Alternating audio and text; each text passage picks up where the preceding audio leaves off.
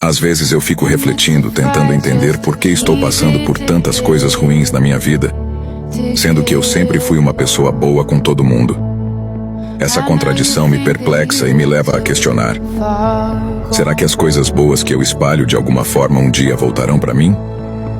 Essa incerteza me atormenta e me faz sentir em um ciclo de dúvidas e angústias. É doloroso perceber que, mesmo com boas intenções, as situações adversas parecem me rodear. A sensação de que o bem que faço não se reflete em minha própria vida, e isso é desanimador. Às vezes eu me pergunto se estou apenas sendo ingênuo ao acreditar que a bondade sempre é recompensada. Estou em busca de respostas, esperando que, com o tempo, essa turbulência interna encontre um sentido e a luz das coisas boas brilhe novamente em meu caminho.